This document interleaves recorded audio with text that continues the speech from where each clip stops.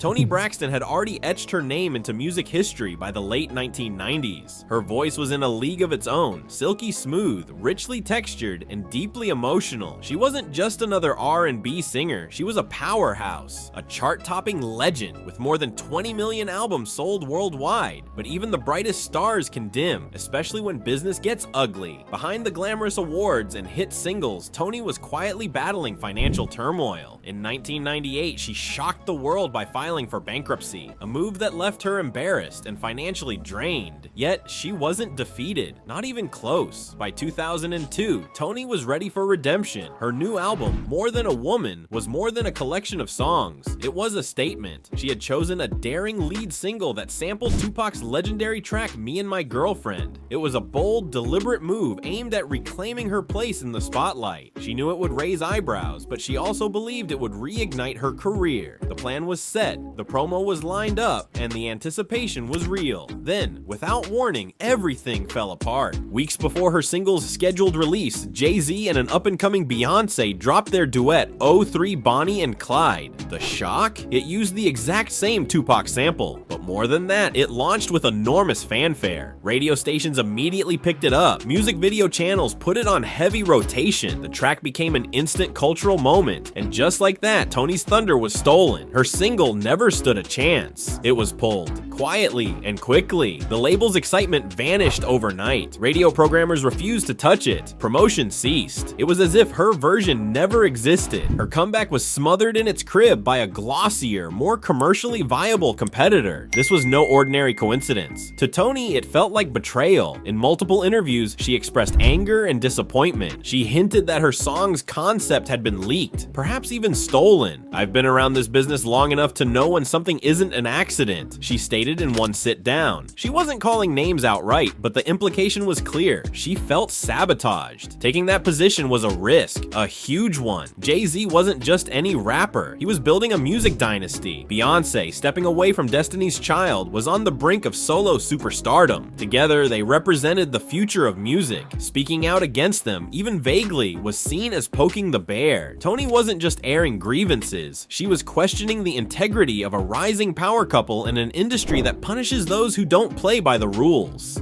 The fallout was immediate and brutal. Her label, Arista Records, all but abandoned the album rollout. Media opportunities dried up, invitations stopped arriving, industry allies distanced themselves. And while no one explicitly blacklisted her, the result was the same. Toni was suddenly persona non grata. Her name was quietly scrubbed from the comeback narrative. More Than a Woman came and went with barely a whisper. It wasn't that the album lacked quality, it simply lacked oxygen. No airplay, no press, no buzz. To the average listener, it was a ghost release. And for Toni, the disappointment was overwhelming. She had poured everything into this moment, only to watch it unravel without warning. Meanwhile, Beyoncé and Jay-Z soared. Their collaboration became a cultural milestone, their chemistry undeniable. The press hailed them as music's newest power couple. Beyoncé's star exploded. Her solo career took off like a rocket. Jay-Z expanded his empire. And together, they commanded an industry eager to fall in line.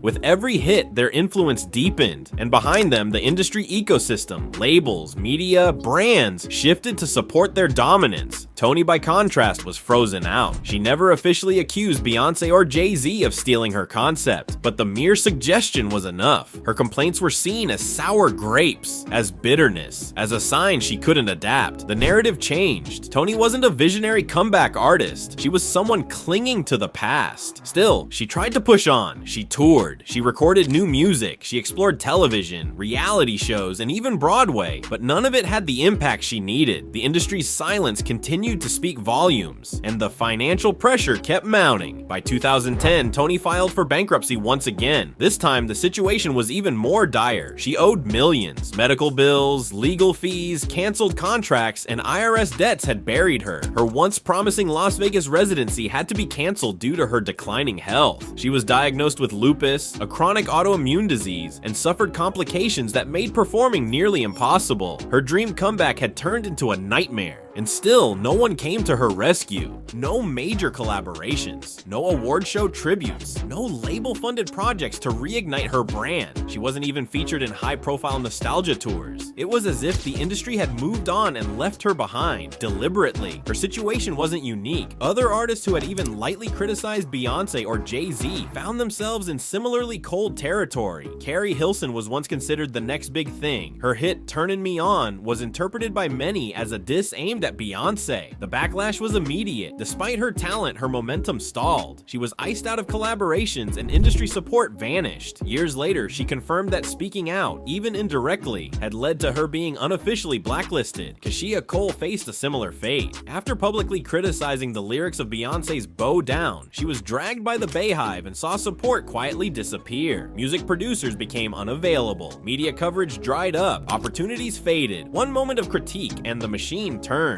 Toni's case, though more nuanced, fit the same pattern. She hadn't attacked anyone. She had simply voiced frustration at a situation that seemed at best unfair, and at worst intentional. But in the high-stakes game of music politics, even that was too much.